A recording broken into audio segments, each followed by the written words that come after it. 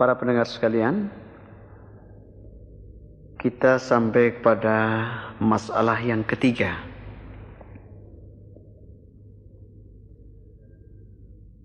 Pertanyaannya begini. Nasihat pelajaran dan saran Pak Ustadz sudah saya laksanakan dengan sebaik-baiknya. Dan menurut perasaan saya, hasilnya sudah cukup maksimal. Tetapi saya sangat kecewa dan heran. Kenapa saya kalah terus dalam MTQ?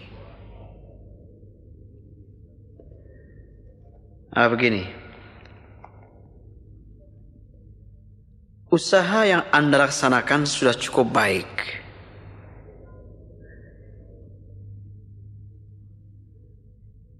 Ikhtiar atau usaha itu memang wajib hukumnya. Akan tetapi hasil dari suatu ikhtiar, hasil dari suatu usaha itu tidak wajib hukumnya. Meningkatnya prestasi seseorang itu memang dapat kita lihat dari bagaimana usahanya dan bagaimana latihannya. Namun demikian, meningkatnya prestasi seseorang itu yang satu dengan yang lainnya tidak mesti harus sama. Hal ini tentu sangat tergantung kepada beberapa faktor yang ada. Misalnya saja,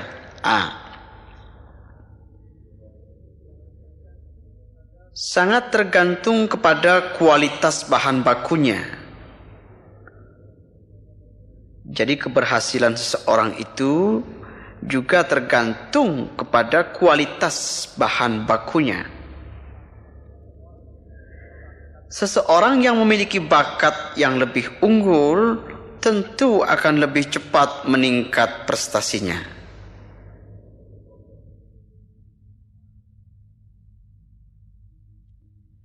Apalagi kalau ditunjang dengan usaha yang sangat baik. B. Kecintaan dan hobi yang lebih dalam.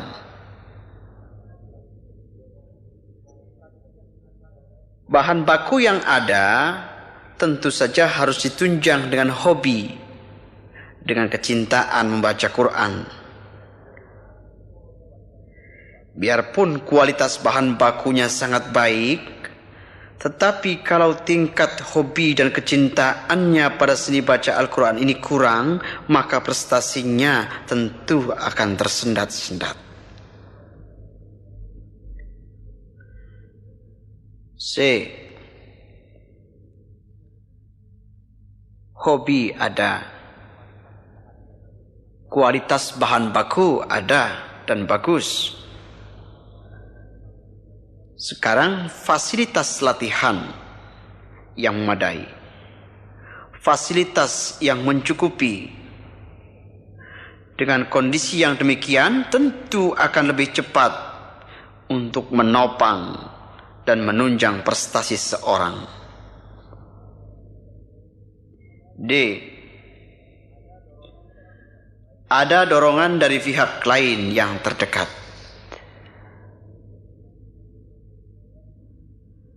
Saudara pendengar, kemudian kekalahan yang Anda alami dalam MTQ jangan sekali-kali Anda hubungkan dengan faktor latihan yang telah maksimal Anda lakukan. Kekalahan ini mungkin disebabkan oleh beberapa hal, di antaranya. 1. Kualitas maksimal yang Anda miliki masih di bawah kemampuan orang lain. Buat Anda sudah maksimal memang. Buat Anda udah paling gede, udah paling tinggi, rasanya udah paling hebat. Tetapi manakala Anda sendiri yang menilai. Tetapi kualitas maksimal Anda itu masih di bawah kemampuan orang lain. Biar latihan Anda siang, malam, pagi, sore terus-menerus, tetap saja sampai di situ. Bahan bakunya sih sudah maksimal segitu. Kertas yang bagus biasanya akan menjelma menjadi kitab yang baik, menjadi sebuah buku ilmiah. Tetapi kertas yang jelek paling tinggi akan jadi bungkus pisang goreng. Kedua sekarang, waktu MTQ mungkin Anda salah baca tanpa terasa. Atau mungkin Anda tidak memenuhi target yang ditentukan. Itu bisa terjadi. Yang ketiga, mungkin bacaan Anda tidak sesuai dengan kriteria selera Dewan Hakim. Itu bisa terjadi. Atau hakim itu sendiri yang tidak dapat mengikuti selera, aktivitas, dan perkembangan lagu yang ada di kalangan umat yang banyak. Kepada orang lain, Anda suguhkan makanan yang Anda sukai, seperti Kentucky, hamburger, dan lain sebagainya. Sedangkan tamu yang Anda suguhi tidak suka kepada itu. Tamu Anda lebih suka dengan pisang goreng dan singkong goreng. Itu sudah pasti tidak sesuai. Sulit sekali. Bagusnya suatu variasi dan komposisi lagu, suara, dialek, dan zuk itu tidak ada standarnya. Tidak ada ukurannya. Dan sulit untuk mengukurnya kecuali dengan perasaan. Hal ini bisa terkendali, bisa diukur hanya oleh perasaan, khususnya perasaan Dewan Hakim. Sedangkan perasaan seseorang tadi sering terganggu oleh hawa dan cuaca dari luar dirinya. Oleh karena itu, sering terjadi suatu hasil keputusan yang aneh dan sulit untuk dipertanggungjawabkan. Begitulah gambaran secara umum yang jelas bahwa setiap usaha akan menghasilkan sesuatu. Tetapi jangan lupa di sana sini banyak kerikil-kerikil tajam yang perlu diwaspadai. Para pendengar dan para qari-qari'ah yang tercinta, sampai kita kepada masalah yang keempat. Pertanyaan yang keempat ini begini. Apakah dialek dan lagu zuk kita mesti sama dengan orang Arab? Padahal kita kan orang Indonesia. Apakah tidak sebaiknya disesuaikan saja dengan zuk, dengan lagu daerah, agar kita lebih kaya perbendaharaan lagu dan variasi-variasinya? Itulah pertanyaannya. Saudara-saudara para pendengar, Al-Quranul Karim diturunkan oleh Allah Subhanahu wa Ta'ala di Saudi Arabia. Al-Quranul Karim diturunkan dengan bahasa Arab yang fushah, bahasa Arab yang sangat tinggi kualitasnya. Kemudian Al-Quran Karim, Al-Quran yang suci itu dilengkapi dengan teknik cara membaca tersendiri yang kemudian diperindah dengan lagu dan suara yang baik. Saudara pendengar, sebagai contoh begini. Huruf-huruf hijaiyah, alif, ba, ta, tha, jim, ha, kha. Huruf-huruf hijaiyah itu adalah huruf-huruf Arab. Tetapi manakala huruf-huruf itu sudah berada dalam mushaf Al-Quran, maka ia akan meningkat menjadi huruf-huruf Al-Quran. Dia akan dibaca tidak sesuai dengan bacaan sehari-hari. Dia punya khas, dia punya aturan, harus dibaca sesuai dengan aturan-aturan tajwid, aturan-aturan yang terkandung dalam mushaf Al-Quran itu sendiri. Misalnya saja, alif, ba, ta, tha, jim, ha, kha. Tetapi dalam membaca misalnya lain. Dibaca misalnya ya, sin. Tetapi bacanya tidak ya, sin. Tidak. Manakala orang membaca Al-Quran, dia harus patuh kepada aturan tajwid. Membaca tidak seperti bacaan dalam huruf Arab saja. Tapi dia harus baca sesuai dengan aturan-aturan cara membaca Al-Quran. Bismillahirrahmanirrahim. Yasin. Hamim. Mungkin dalam bahasa Arab sehari-hari Anda bisa membaca alif, lam, mim. Tidak ada masalah. Tetapi kalau sudah termasuk dalam mushaf Al-Quran, Anda dituntut untuk membaca dengan bertajwid. Alif, lam, mim,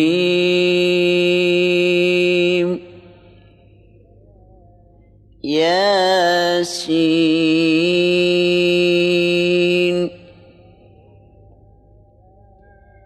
kaf, ha, ya, ain, sad. Lengkap dengan ikhfa'nya, lengkap dengan qalqalahnya, lengkap dengan madnya. Tidak sembarangan.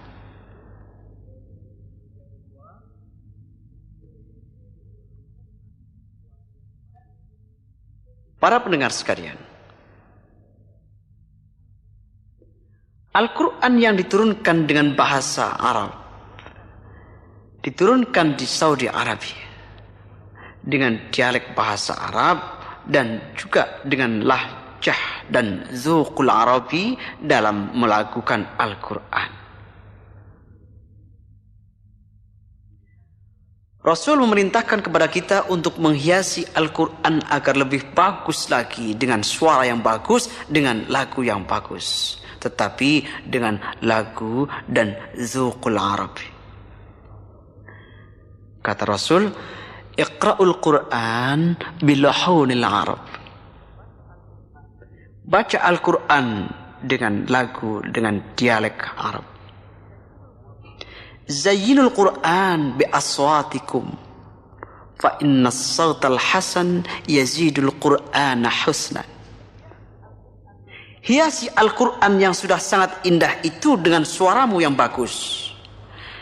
Sesungguhnya suara yang bagus itu akan menambah kehebatan Al-Quran.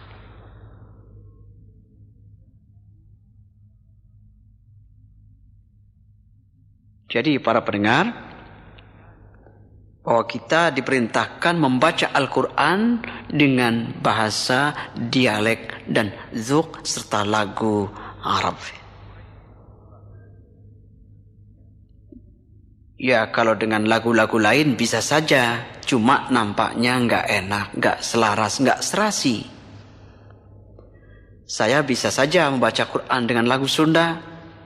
Saya bisa baca Quran dengan lagu Jawa misalnya. Mungkin dari segi tajwidnya tidak terlalu salah. Akan tetapi dari segi dzuknya, dari segi lain-lainnya kurang baik dan tidak serasi. Anda mau contoh?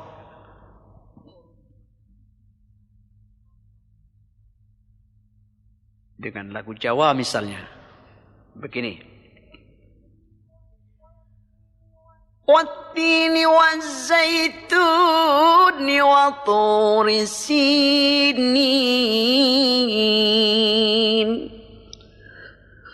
Namanya lucu sekali. Anda teliti dari segi tajwidnya mungkin tidak terlalu salah. Sulit dicari kesalahannya.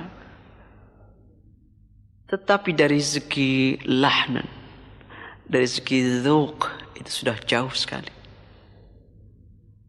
Dan Rasul sudah tentu melarangnya ini. Sekarang ada yang suka baca-baca dengan lagu sunnah yang terasa enggak enak kita dengarkan. Ada yang baca begini. Iyyaka na'budu wa iyyaka nasta'in. Astagfirullah. Itu cuma contoh, saya mohon maaf. Kayaknya main-main begitu. Itu yang Rasul larang.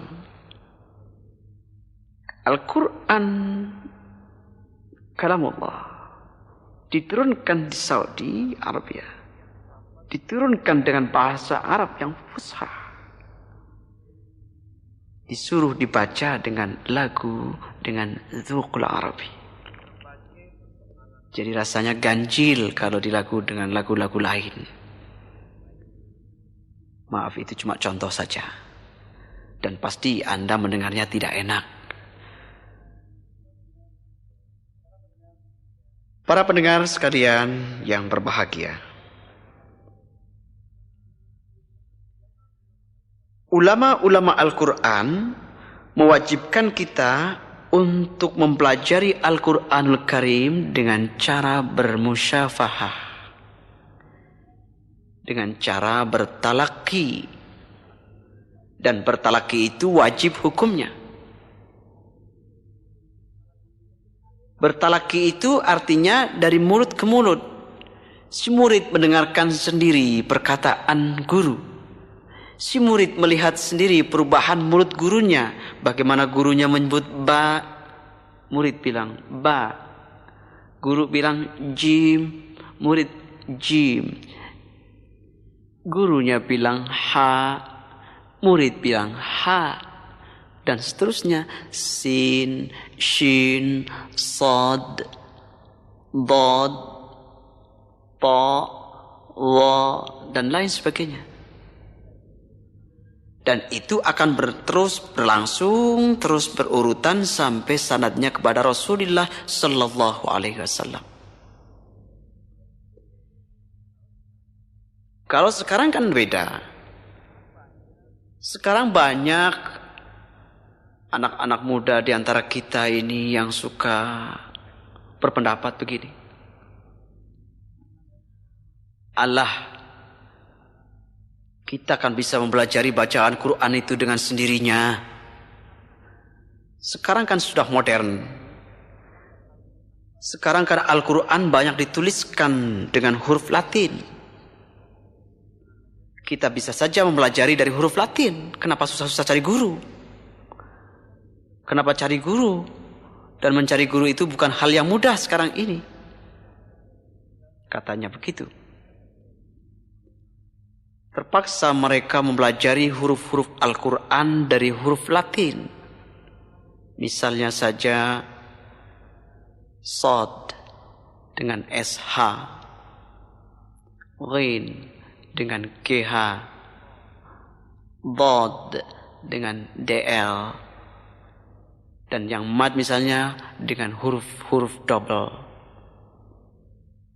Banyak anak-anak sekarang membaca dengan huruf Latin. Siratal ladzina an'amta alaihim ghairil maghdubi alaihim waladdallin. Na'udzubillah. Astagfirullah. Banyak sekarang pendapat yang mengungkapkan begitu. Apa sulitnya sih ngaji tanpa guru? Toh sudah banyak tulisan Latin. Nyatanya begitu. Saya sarankan, saya kemukakan bahwa yang bisa membaca dengan huruf Latin itu adalah orang-orang yang sudah bisa membaca dengan huruf Arab. Orang-orang yang sudah hafal Al-Quran, sudah bisa membaca surah-surah Al-Quran itu, baru mereka bisa membaca dengan huruf Latin. Kalau orang yang baru belajar membaca huruf Latin, astagfirullah, itu salah melulu. Nanti dia baca dengan ya asin, ya asiin, surat Yasin. Belum lagi panjangnya, matnya bagaimana. Itu banyak kesalahan-kesalahan di antara kita sekarang itu begitu. Jadi tetap saja bahwa talaki musyafahah itu wajib hukumnya dalam mempelajari Al-Quran. Biar gurunya huruf shin, kita bisa shin, ra, bisa ra, dan lain sebagainya.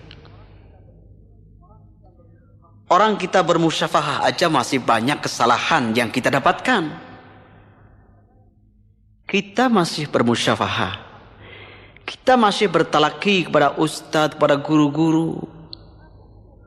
Tapi nyatanya itu pun masih banyak kesalahan yang terjadi di antara kita.